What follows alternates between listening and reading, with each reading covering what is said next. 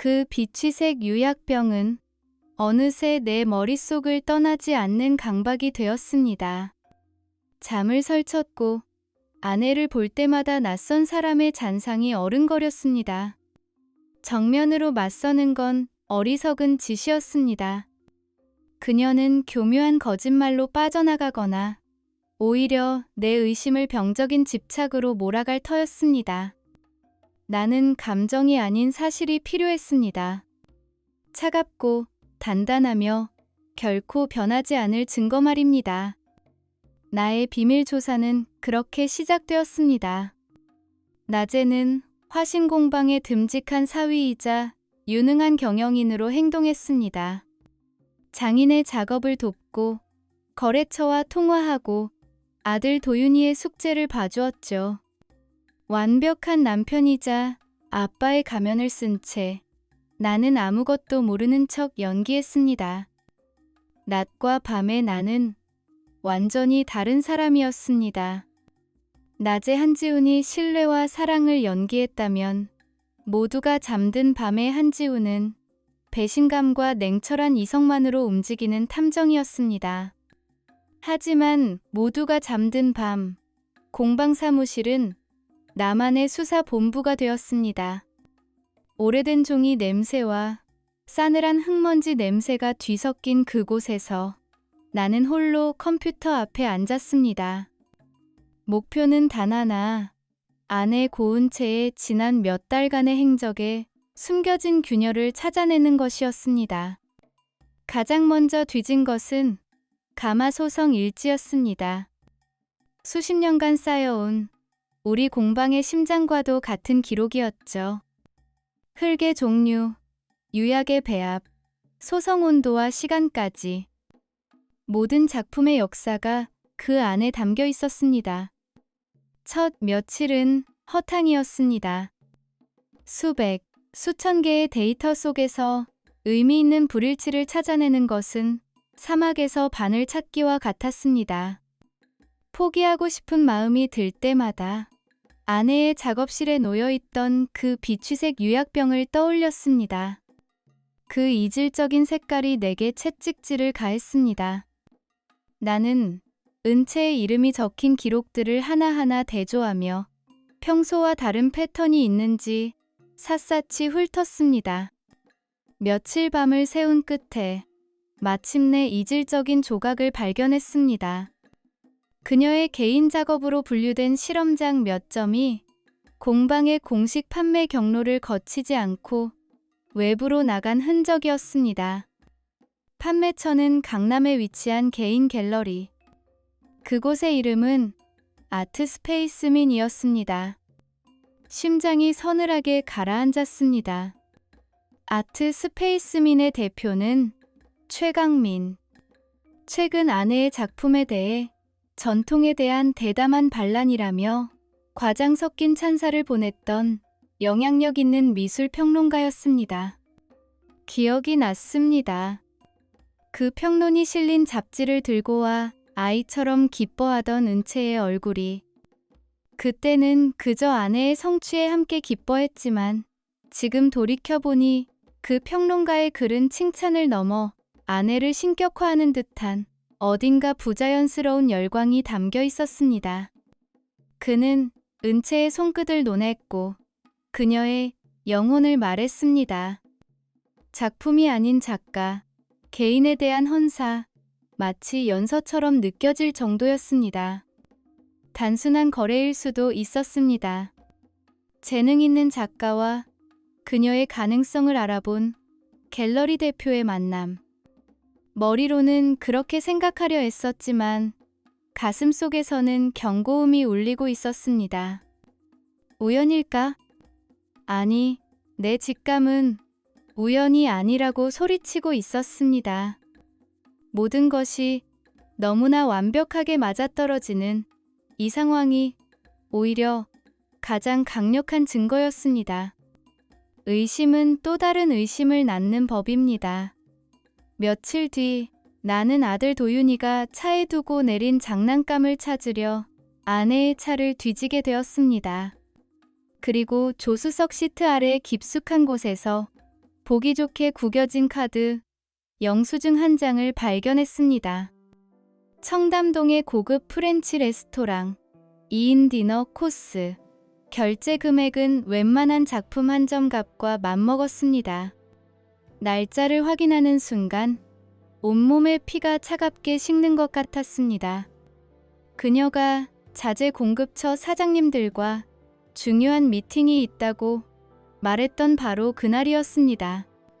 그날 저녁, 그녀는 흙먼지 묻은 작업복을 입은 채 피곤하지만 만족스러운 얼굴로 내게 말했었죠. 오늘 공급처 사장님들이랑 좋은 흙을 찾았어. 당신이 보면 좋아할 거야. 그 순수한 열정이 담겨 있다고 믿었던 얼굴 뒤에 이런 비밀이 숨어 있었던 겁니다. 우리 화신공방의 자재 공급처 사람들은 그런 곳에서 식사하지 않습니다. 그들은 뚝배기에 담긴 뜨끈한 국밥과 막걸리 한 사발을 더 좋아하는, 손에 흙 묻히는 것을 자랑스러워하는 소박한 장인들입니다. 이 명백한 거짓말은 내 마지막 남은 믿음의 조각마저 산산조각 냈습니다. 퍼즐 조각들이 섬광처럼 머릿속에서 맞춰지기 시작했습니다. 출처를 알 수 없던 값비싼 비취색 유약, 최강민의 갤러리로 정식 경로 없이 흘러들어간 아내의 작품, 그리고 그의 이름이 떠오르는 바로 그날의 호화로운 이인 만찬. 모든 것이 한 사람을 가리키고 있었습니다. 미술평론가 최강민.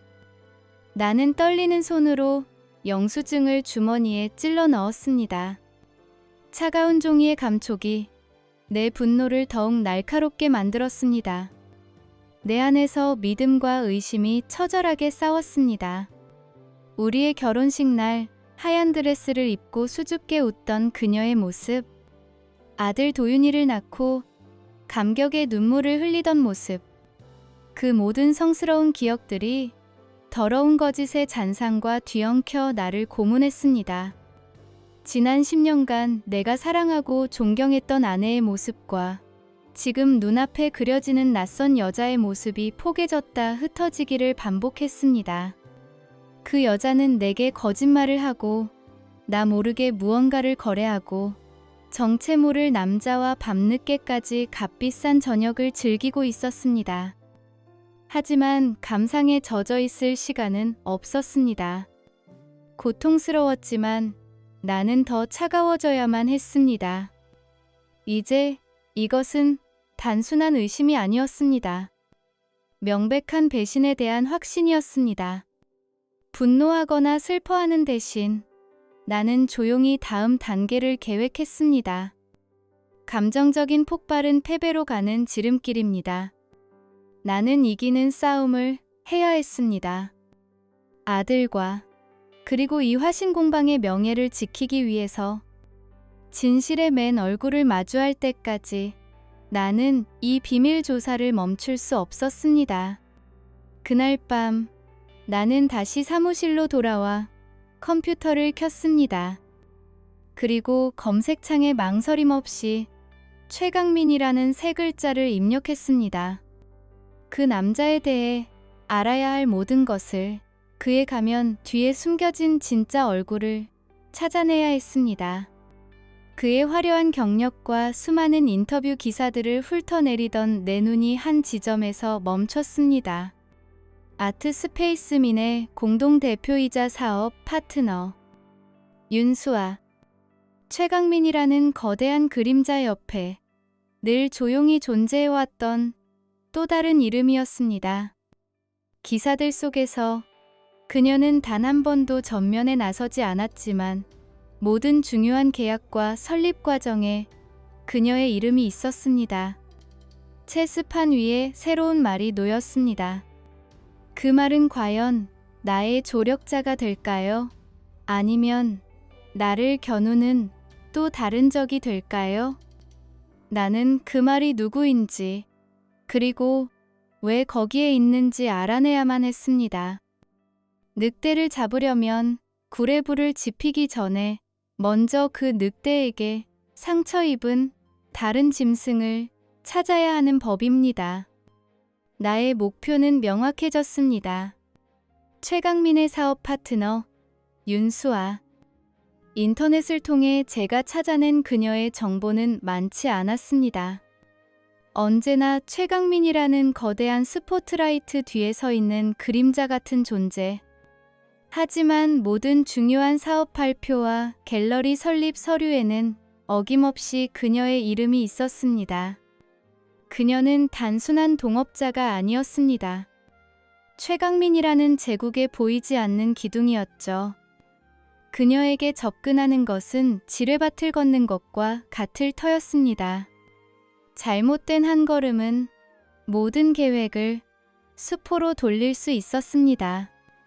경계심 강한 그녀의 갑옷을 뚫을 창은 그녀 역시 최강민에게 상처 입었을 것이라는 나의 희미한 추측뿐이었습니다. 저는 그녀를 만나야만 했습니다. 며칠 후 저는 코엑스에서 열리는 대규모 아트페어로 향했습니다. 위선과 욕망, 예술과 상업이 뒤섞인 화려한 전쟁터. 샴페인 잔이 부딪히는 소리와 속삭임으로 가득한 그곳이라면 수많은 인파 속에서 자연스럽게 그녀에게 접근할 수 있을 것 같았습니다. 예상대로 아트 스페이스민의 부스는 가장 크고 화려한 곳 중 하나였습니다. 최강민의 안목으로 선택된 작품들이 값비싼 조명 아래서 고고하게 빛나고 있었죠. 그리고 그 중심에 윤수아가 서 있었습니다. 검은색 실크 정장을 입은 그녀는 수많은 컬렉터와 작가들 사이를 오가며 흐트러짐 없는 미소로 능숙하게 대화를 이끌고 있었습니다. 표정은 프로페셔널했지만 그 눈빛에서는 누구에게도 쉽게 곁을 내주지 않는 날카로운 경계심이 느껴졌습니다. 저는 일부러 그녀의 시선을 피하며 부스에 걸린 한 신진 작가의 거친 질감이 돋보이는 추상화 앞에 섰습니다. 한참 동안 그림을 뜯어보는 척하자 예상대로 그녀가 먼저 다가왔습니다. 완벽하게 계산된 비즈니스용 미소를 띤 채였죠. 작품에 관심 있으신가요? 박서준 작가는 저희 갤러리가 올해 가장 주목하는 신예입니다. 저는 그녀를 돌아보며 가볍게 고개를 숙였습니다. 그녀의 눈은 내 옷차림과 시계를 빠르게 훑으며 값을 매기고 있었습니다. 윤수아 대표님 되시죠? 화신 공방의 한지훈입니다. 작품이 아주 인상적이네요. 유화물감을 여러 겹 쌓아 올린 마티에르 기법이 독특한데 그 안에 담긴 에너지가 격렬하면서도 슬퍼 보입니다. 단순히 아는 척하는 수준을 넘는 내 감상평에 그녀의 눈빛이 미세하게 바뀌었습니다. 내 이름과 공방의 이름을 들은 그녀의 눈이 살짝 커졌지만 이내 평정을 되찾았습니다. 그녀는 최강민의 파트너였고 당연히 내 아내 고은채에 대해서도 그리고 그녀의 남편인 저에 대해서도 알고 있을 터였습니다. 아, 네. 말씀 많이 들었습니다. 화신의 안주인이신 고은채 작가님 남편분이시군요. 저희 갤러리와 고 작가님은 인연이 깊죠. 안목이 높으시네요. 박서준 작가의 가능성을 알아봐 주시니 감사합니다. 최 대표님은 언제나 새로운 재능을 알아보는 눈이 뛰어나시죠. 특히 젊고 재능 있는 작가들에게는요. 그녀의 마지막 말에는 뼈가 있었습니다.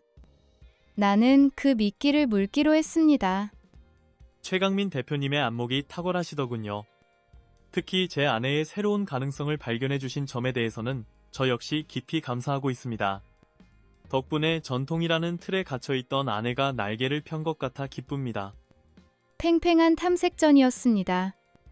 우리는 서로의 얼굴 뒤에 숨겨진 의도를 읽으려 했으며 예의라는 이름의 칼날 위를 걷고 있었습니다. 나는 대화의 주도권을 잡기 위해 준비해온 결정적인 한 수를 던졌습니다. 이야기가 나온 김에 말입니다만 최근 최강민 대표님께서 희귀한 일본산 비치 유약을 구하셨다는 소식을 들었습니다. 제 아내도 그 소식에 무척 기뻐하더군요. 그 순간 윤수아의 전문가다운 미소에 아주 미세한 균열이 가는 것을 나는 놓치지 않았습니다. 그녀의 눈동자가 찰나의 순간 차갑게 가라앉았고 완벽하게 올라가 있던 입꼬리가 미세하게 굳어졌습니다. 그녀의 손에 들려있던 샴페인 잔이 살짝 떨렸습니다. 그녀는 잠시 말을 고르는 듯 침묵했습니다. 그 유약 말인가요? 글쎄요. 그건 통관 문제로 최종 계약이 취소된 걸로 압니다만. 아마 착오가 있으셨던 것 같군요. 그녀의 목소리는 평온했지만 나는 그 안에서 억지로 눌러 담은 분노의 떨림을 감지했습니다. 그녀는 거짓말을 하고 있었습니다. 혹은 최강민에게 철저히 속고 있었거나 어느 쪽이든 내가 찾던 균열이었습니다. 이제 그 틈을 더 깊숙이 파고들 차례였습니다. 취소라니요? 이상하군요. 제 아내는 바로 그 유약으로 새 작품을 구상 중이었는데 말입니다. 심지어 며칠 전에 공방에서 그 실물을 봤습니다. 혹시 대표님께서 모르시는 다른 거래가 있었던 걸까요? 내 말은 비수가 되어 그녀의 심장에 밝혔습니다. 파트너인 자신도 모르는 거래. 그것이 의미하는 바는 명확했습니다. 그녀는 완벽하게 배제되어 있었습니다. 내 마지막 말에 윤수아의 얼굴에서 모든 표정이 사라졌습니다. 그녀는 나를 꿰뚫어 볼 듯이 응시했습니다. 그녀의 눈빛은 수많은 질문을 담고 있었습니다. 당신이 뭘 아느냐? 당신의 의도가 뭐냐? 내가 왜 당신과 이야기를 해야 하느냐? 우리는 소란스러운 인파 속에 고립된 섬처럼 침묵 속에서 서로를 마주 보았습니다. 그것은 단순한 침묵이 아니었습니다. 같은 상처를 가졌거나 혹은 같은 적을 둔 사람들만이 공유할 수 있는 무겁고 끈적한 이해의 감정이 그 안에 있었습니다. 길게 느껴졌던 몇 초의 시간이 흐른 후 그녀가 먼저 입을 열었습니다. 단호하고 날카로운 목소리였습니다. 내일 오후 2시. 광화문 테라로사. 늦지 마세요. 그리고 아무도 모르게 오시죠. 그녀는 그 말만 남긴 채 아무 일도 없었다는 듯 다른 손님에게로 몸을 돌렸습니다. 나는 그녀의 뒷모습을 잠시 바라보다 조용히 부스를 빠져나왔습니다. 그녀의 뒷모습은 차갑고 단단했지만 나는 그 안에 숨겨진 깊은 상처와 분노를 보았습니다. 우리는 동지가 아니었습니다. 서로의 복수를 위한 가장 날카로운 무기가 되어주기로 암묵적으로 동의한 공범이었을 뿐입니다. 게임의 판도가 바뀌었습니다. 혼자만의 외로운 조사는 끝났습니다. 이제 이것은 위험한 공조, 예상 밖의 동맹이 될 것이었습니다. 다음 날 오후, 약속 장소인 광화문 테라로사 카페에 먼저 도착한 것은 나였습니다. 묵직한 커피향과 나지막한 대화 소리로 가득한 공간이었지만 내게는 마치 결투를 앞둔 검투사의 대기실처럼 느껴졌습니다. 잠시 후 약속 시간에 정확히 맞춰 윤수아가 들어왔습니다. 어제와 같은 검은색 정장이었지만 오늘은 그 위에 냉소적인 갑옷을 한 겹 더 두른 듯 보였습니다. 그녀는 내 맞은편 의자에 앉으며 가방을 내려놓았습니다. 시간 낭비는 싫으니 본론부터 하죠. 한지훈 씨, 당신이 원하는 게 뭡니까? 복수? 아니면 아내를 되찾고 싶은 건가요? 그녀의 목소리는 얼음장처럼 차가웠습니다. 감정적인 동정이나 위로 따위는 애초에 기대하지도 않았습니다. 진실입니다. 내 아내 고은채와 당신의 파트너 최강민에 대한 모든 진실이요. 진실? 그거 참 씁쓸한 단어로군요. 좋아요. 당신이 원하는 진실을 알려주죠. 그래요. 최강민과 당신 아내 둘이 그런 사이 맞아요. 꽤 오래됐고 아마 당신이 생각하는 것보다 훨씬 깊을 겁니다. 그녀는 마치 남의 얘기를 하듯 담담하게 말했습니다. 나는 주먹을 꽉 쥐었지만 표정은 바꾸지 않았습니다. 이미 예상했던 바였습니다. 내가 원한 것은 그 이상의 것이었습니다. 그것만으로는 부족합니다. 그 비취생 유약, 최 대표는 당신에게 계약이 취소되었다고 했지만 제 아내는 그걸 가지고 있습니다. 두 사람 사이에 당신이 모르는 무언가가 더 있다는 뜻이겠죠. 내 말에 윤수아는 처음으로 냉소적인 미소를 지었습니다. 그 미소에는 경멸과 자기 혐오가 뒤섞여 있었습니다. 한지훈 씨, 당신은 아직 아무것도 모르는군요. 당신 아내와의 시시한 연애 노름은 최강민이 벌이는 거대한 사기극의 일부에 불과해요. 나와 그는 단순히 사업 파트너가 아니었어요. 그는 제게 세상을 약속했어요. 둘만의 예술 왕국을 만들자고 했죠. 이 갤러리, 내 청춘과 돈, 그리고 인생을 전부 바쳐 함께 일군 곳입니다. 한때는 연인이었죠. 하지만 갤러리가 성공가도에 오르자 그에게 나는 더 이상 여자가 아니라 그의 야망을 채워주는 편리한 도구일 뿐이더군요. 그녀는 테이블 위로 서류 봉투 하나를 밀었습니다. 나는 말없이 봉투를 열었습니다. 안에는 정교하게 만들어진 고려 청자 사진들과 그 옆에 찍힌 또 다른 청자 사진들이 나란히 놓여 있었습니다. 왼쪽이 진품, 오른쪽이 최강민이 유통시키는 위작이에요. 놀랍도록 똑같죠? 경기도 외곽에 빚더미에 앉은 늙은 도공이 하나 있어요. 한때는 천재라 불렸지만 지금은 술에 절어 사는 사람이죠. 최강민이 그에게 돈을 대주며 똑같은 위작을 만들게 하고 있습니다. 그리고 이 위작들이 당신 장인어른의 이름, 화신공방의 명성을 등에 업고 진품으로 둔갑해 암시장에서 수십억에 팔려나가고 있어요. 최강민은 당신 아내의 재능과 사랑을 이용해서 공방의 심장부에 칼을 꽂고 있는 겁니다. 머리를 망치로 얻어맞은 듯한 충격이었습니다. 이것은 단순한 불륜 사건이 아니었습니다. 3대째 이어온 우리 가족의 명예와 역사를 통째로 집어삼키려는 거대한 범죄였습니다. 아내, 은채는 이 사실을 알고 있을까? 아내도 공범입니까? 아니요. 그게 이 비극의 가장 우스운 부분이죠. 당신 아내는 아무것도 몰라요. 그저 최강민이 자신의 예술 세계를 이해해주는 유일한 구원자라고 믿고 있을 뿐이죠. 아비의 그늘에서 벗어나게 해줄 동아줄이라고 생각하겠지만 실은 썩은 거미줄이라는 것도 모른 채 그녀는 가해자이면서 동시에 가장 어리석은 피해자인 셈입니다. 당신 아내가 만드는 실험작들은 위작의 유약 데이터를 얻기 위한 테스트용이었을 뿐이에요. 분노가 치밀어 올랐지만 동시에 아내에 대한 연민이 아주 희미하게 고개를 들었습니다. 하지만 지금은 그 어떤 감정도 사치였습니다. 나는 서류를 다시 봉투에 넣고 그녀를 바라보았습니다. 이제 우리는 같은 배를 탄 공범이었습니다. 계획이 뭡니까? 한 달 뒤 최강민의 기획으로 대규모 현대 도예전이 열립니다.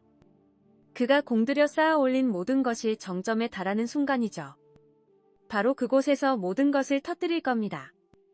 나는 최강민의 자금 흐름과 위작 거래 증거, 그가 그동안 짓밟아온 모든 사람들의 증언까지 모아서 믿을 만한 기자에게 넘길 겁니다. 당신은 당신의 아내를 맡아주세요. 폭로가 터졌을 때 화신공방은 피해자로 남아야 합니다. 최강민에게 이용당한 고은채 작가의 비극으로 보여야지 공방 전체의 비리로 비춰져서는 안 됩니다. 그러려면 당신 아내가 마지막 순간까지 당신 곁에 아무것도 모르는 얼굴로 서 있어야 해요. 할 수 있겠어요? 그녀의 계획은 대담하고 무자비했습니다. 나는 고개를 끄덕였습니다. 그날 이후 나는 복수의 칼날을 품에 숨긴 채 세상에서 가장 다정한 남편의 가면을 썼습니다. 나는 집에 들어갈 때면 늘 은채가 좋아하는 작약 꽃다발을 사들고 갔습니다. 저녁 식탁에는 그녀가 좋아하는 와인을 올렸고 그녀의 피곤한 어깨를 주물러 주었습니다. 어느 날 밤, 나는 그녀의 작업실에 들렀습니다. 그녀는 무언가에 홀린 듯 그 비취색 유약을 바른 기묘한 형태의 도자기를 만들고 있었습니다. 정말 아름다운 색이야. 이걸 왜 장인어른께 보여드리지 않은 거야? 분명 자랑스러워 하실 텐데. 우리 이번 전시회 때 특별 섹션을 만들어서 이 작품들을 선보이는 건 어때? 내가 최 대표와 이야기해 볼게. 내 말에 은채의 어깨가 움찔하는 것이 보였습니다. 그녀는 당황한 기색이 역력했지만 애써 미소를 지었습니다. 아, 아니에요. 아직 실험 단계인걸요. 아버지께 보여드리기엔 부족해요. 나는 그녀의 작업실에 몇 시간이고 앉아 그녀의 작품에 대한 찬사를 늘어놓았습니다. 그녀가 새로운 유약을 시험할 때면 아이처럼 옆에서 감탄하며 박수를 쳐주었습니다. 며칠이 지나자 그녀의 경계심은 조금씩 허물어지는 듯 했습니다. 여보, 당신 요즘 왜 이래요? 이상할 정도로 잘해주잖아. 무슨 좋은 일이라도 있는 거야? 어느 날 저녁 그녀가 불안한 눈빛으로 물었습니다. 죄책감과 의심이 뒤섞인 표정이었습니다. 나는 그녀의 손을 부드럽게 잡으며 준비해둔 가장 완벽한 미소를 지어 보였습니다. 그 미소 뒤에 숨겨진 차가운 칼날을 그녀는 보지 못했습니다. 그냥 내가 당신같이 재능 있고 아름다운 아내와 함께 사는 게 얼마나 큰 행운인지 새삼 깨달았을 뿐이야. 우리가 함께할 미래를 생각하면 벌써부터 설레. 그녀는 내 말에 안도하는 듯 하면서도 어딘가 불안한 눈빛을 감추지 못했습니다. 가짜 다정함이라는 독은 그렇게 서서히 그녀의 영혼을 잠식하기 시작했습니다. 다가올 파멸의 전주곡인 줄도 모른 채 말이죠. 이제 가마에는 불이 지펴졌습니다. 나는 그저 모든 것이 제가 될 때까지 기다리기만 하면 되었습니다. 결전의 밤이었습니다. 샴페인과 위선이 강물처럼 흐르는 최강민의 기획전, 그 화려한 개막식, 수많은 미술계 인사들과 기자들, 부유한 컬렉터들이 모여 서로의 가면을 칭찬하기에 바쁜 그곳은 복수를 위한 가장 화려하고도 잔인한 무대였습니다. 나는 입구에서 안에 은채를 보았습니다. 최강민의 옆에 서서 스포트라이트를 받으며 웃고 있는 그녀는 마치 자신이 이 쇼의 주인공인 것처럼 보였습니다. 하지만 그녀는 몰랐습니다. 자신이 곧 가장 비참한 조연으로 전락하게 될 것이라는 사실을. 잠시 후 단상에 오른 최강민이 마이크를 잡았습니다. 그의 목소리는 자신감과 오만함으로 가득 차 있었습니다. 예술은 친애하는 신사숙녀 여러분, 기존의 관념을 파괴하고 새로운 질서를 창조하는 행위입니다. 오늘 이 자리에 모신 작가들은 바로 그 파괴와 창조의 선봉에 선 위대한 개척자들입니다. 특히 전통의 심장부에서 가장 현대적인 반란을 일으킨 고은채 작가에게 큰 박수 부탁드립니다. 박수 소리가 터져 나왔습니다. 은채는 수줍으면서도 자랑스러운 미소를 지었습니다. 그 순간 나는 윤수아와 눈이 마주쳤습니다. 그녀는 인파 저편에서 나를 향해 아주 작게 고개를 끄덕였습니다. 쇼가 시작될 시간이라는 신호였습니다. 최강민이 다시 입을 열려는 찰나 한쪽 구석에서 기자의 날카로운 손이 올라왔습니다. 최강민 대표님, 전시된 고려 청자 중 일부가 위작이라는 제보가 있는데 사실입니까? 한순간 샴페인잔 부딪히는 소리와 웃음소리로 가득했던 전시장에 찬물을 끼얹은 듯한 정적이 흘렀습니다. 모든 시선이 단상 위에 최강민과 질문을 던진 기자에게로 쏠렸습니다. 최강민의 얼굴에서 여유로운 미소가 사라졌습니다. 그는 잠시 당황했지만 이내 능숙하게 웃어 보였습니다. 그게 무슨 무례한 질문입니까? 이 자리는 예술을 축하하는 자리이지 근거 없는 낭설을 퍼뜨리는 자리가 아닙니다. 여기 있는 모든 작품은 화신공방의 고태준 장인과 제가 직접 감정한 의심의 여지가 없는 진품들입니다. 하지만 다른 기자들도 냄새를 맡은 상어처럼 달려들기 시작했습니다. 위작이라니요. 구체적인 증거가 있습니까? 화신공방의 이름이 도용되었다는 뜻입니까? 바로 그 혼란의 시작을 틈타 나는 은채의 팔을 부드럽게 잡아 전시장 구석, 거대한 설치 작품 뒤에 그림자 속으로 이끌었습니다. 여보, 지금 뭐 하는 거예요? 사람들이 다 보는데. 저 기자, 대체 누구죠? 최 대표님이 곤란해 하잖아요. 조용히 해. 그리고 이걸 봐. 나는 소리치지 않았습니다. 내 목소리는 얼음처럼 차갑고 평온했습니다. 나는 그녀의 눈앞에 태블릿 PC를 들이밀었습니다. 화면 속에는 최강민이 다른 여자들과 호텔에서 찍힌 사진들, 윤수아와 나눈 대화 기록, 그리고 그가 당신의 이름을 팔아넘긴 수많은 이메일들이 떠 있었습니다. 나는 화면을 하나씩 넘기며 사형 집행인처럼 담담하게 설명했습니다. 이건 최 대표가 홍콩의 다른 갤러리 관장과 주고받은 메일이야. 고은채 작가는 아직 순진해서 다루기 쉽다고 적혀있네. 이건 그가 또 다른 젊은 작가 지망생에게 보낸 메시지고 당신에게 했던 말과 똑같은 말을 하고 있어. 이게 다 뭐예요? 말도 안 돼. 합성사진이겠죠? 당신이 나랑 그 사람을 이간질하려고. 이건 함정이야. 당신이 윤수아, 그 여자랑 짜고. 정신 차려, 은채야. 넌 사랑받은 게 아니라 처음부터 끝까지 철저하게 이용당한 거야. 그 남자는 당신을 사랑한 게 아니야. 당신의 재능도 예술도 아니었어. 그저 당신의 이름, 화신공방이라는 이름이 필요했을 뿐이야. 닥쳐. 당신이 뭘 알아? 그는 내 예술을 이해해준 유일한 사람이었어. 당신이나 아버지처럼 나를 낡은 전통 속에 가두려고만 하지 않았다고. 그녀가 절규하는 동안 전시장 저편에서는 더 큰 소란이 일고 있었습니다. 첫 질문을 던졌던 기자를 시작으로 다른 기자들까지 최강민에게 몰려들어 질문을 퍼붓기 시작했습니다. 그의 얼굴은 하얗게 질려 있었습니다. 경호원들이 그를 보호하려 했지만 성난 기자들의 파도를 막기에는 역부족이었습니다. 나는 그녀의 마지막 발악을 끝내기 위해 마지막 증거를 그녀의 눈앞에 들이밀었습니다.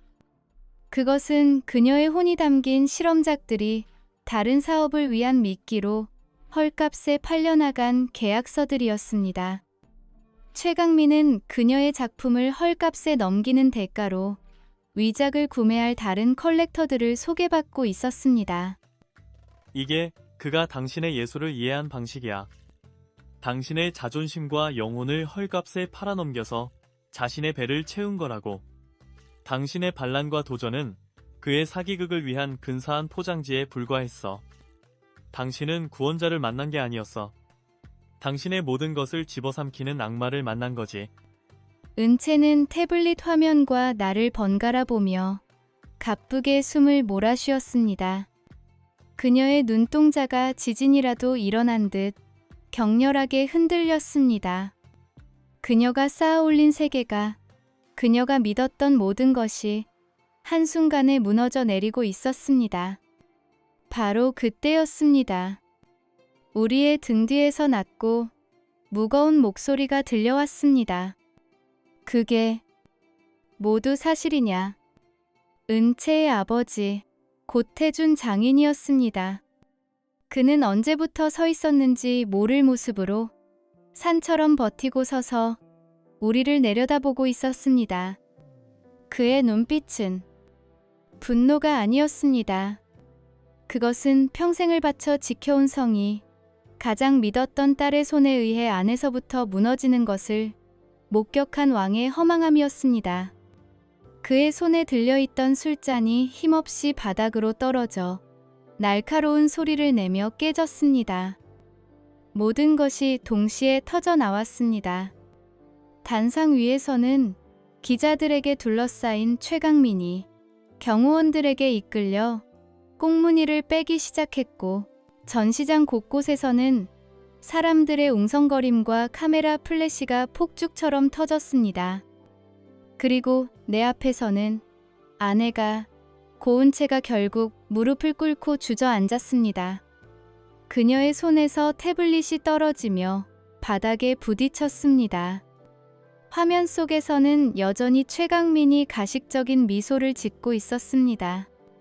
장인어른은 딸에게서 눈을 뗀 채 말없이 몸을 돌려 전시장 밖으로 걸어나갔습니다. 그 뒷모습은 마치 수십 년의 세월을 한꺼번에 맞은 듯 무겁고 지쳐 보였습니다. 나는 무너져 내린 아내를 차갑게 내려다보았습니다. 모두가 무대의 주인공이었던 최강민의 몰락에만 집중하고 있었습니다. 아무도 구석에 쓰러져 있는 또 다른 파편, 고은 채에게는 신경 쓰지 않았습니다. 그녀는 자신의 욕망이 만든 폐허 속에서 완벽하게 투명 인간이 되어 있었습니다. 걸작은 산산조각 났습니다. 다시는 붙일 수 없는 파편이 되어 흩어졌습니다. 이제 남은 것은 이 깨진 조각들을 쓸어 담는 일뿐이었습니다. 폭풍이 지나간 뒤에는 기이할 정도의 고요함이 찾아왔습니다. 모든 것이 부서지고 무너져 내린 폐허 위로 하얀 눈이 내리듯 조용한 시간들이 쌓여갔습니다. 최강민은 사기 혐의로 검찰 조사를 받았고, 그가 쌓아 올린 화려한 모래성은 하룻밤 사이에 무너졌습니다. 미술계에서 그의 이름은 순식간에 금기어가 되었죠. 윤수아는 갤러리에 남은 자산을 정리한 뒤 어디론가 훌쩍 떠났다고 들었습니다. 그녀의 복수는 끝났으니까요. 그리고 은채는 그날 이후 며칠 뒤 편지 한 장 남기지 않고 공방을 떠났습니다. 장인어른은 딸을 찾지 않았고, 저 역시 그녀를 붙잡지 않았습니다. 우리의 이혼은 서류 몇 장으로 조용히 마무리되었습니다. 저는 재산 분할을 원치 않았습니다. 오직 아들 도윤이에 대한 양육권, 그것 하나만을 원했습니다. 주변 사람들은 모두 제가 공방을 떠날 것이라 예상했습니다. 처가와의 악연, 배신의 상처를 안고 이곳에 남을 이유가 없다고들 했죠. 하지만 저는 남았습니다. 그것은 더 이상 장인어른의 사위로서의 의무감 때문이 아니었습니다. 그 모든 위선과 거짓의 파편들 속에서 저는 제가 진정으로 사랑하는 것이 무엇인지 깨달았기 때문입니다. 그것은 바로 이 흙의 감촉과 불 속에서 새로운 생명으로 태어나는 도자기, 그리고 아들 도윤이의 미래였습니다. 몇 달이 흘렀습니다. 저는 더 이상 사무실의 서류 더미에만 앉아있지 않습니다. 흙냄새 가득한 작업장, 물레가 쉼없이 돌아가는 소리가 제 새로운 일상이 되었습니다. 장인어른은 제게 아무 말도 하지 않으셨지만 어느 날부터인가 말없이 당신의 작업 공간 한쪽을 내어주셨습니다. 우리는 스승과 제자처럼, 혹은 상처를 공유한 두 남자처럼 말없이 흙을 만지며 서로의 시간을 존중해 주었습니다. 오늘 오후 제 옆에는 아들 도윤이가 작은 앞치마를 두르고 앉아 있습니다. 제 무릎에 앉아 조심스럽게 돌아가는 물레 위에 흙을 만지고 있죠. 아이의 작은 손 위로 제 손을 포개어 흙의 중심을 잡는 법을 가르쳐 줍니다. 그렇지, 천천히. 힘을 너무 주지 말고 흙이 가고 싶어하는 길을 손끝으로 느껴보는 거야. 흙덩이가 아이의 손길에 따라 부드럽게 솟아오르다 이내 우스꽝스러운 모양으로 찌그러집니다. 도윤이는 까르르 웃음을 터뜨렸고 아이의 얼굴과 내 얼굴 위로 흙물이 튀었습니다. 아이의 웃음소리가 조용한 작업실에 가득 울려 퍼졌습니다. 그리고 그 순간 저도 오랜만에 진심으로 웃었습니다. 상처와 분노의 무게를 잠시 잊은 가볍고 따뜻한 웃음이었습니다. 일본에는 킨츠기라는 오래된 복원 기법이 있다고 합니다. 깨진 도자기를 오칠과 금가루를 이용해 다시 붙이는 기술이죠. 킨츠기를 거친 도자기는 깨지기 전보다 더 높은 가치를 인정받는다고 합니다. 금으로 이어진 그 상처의 흔적 자체가 그릇이 겪어낸 역사가 되어 새로운 아름다움으로 승화되기 때문입니다. 제 삶은 산산조각 났지만 어쩌면 이 조각들을 아들과 예술에 대한 사랑으로 다시 붙여나갈 때 이전보다 더욱 단단하고 아름다운 무언가가 될 수 있을지도 모릅니다. 깨진 파편들 속에서 저의 새로운 시작이었습니다.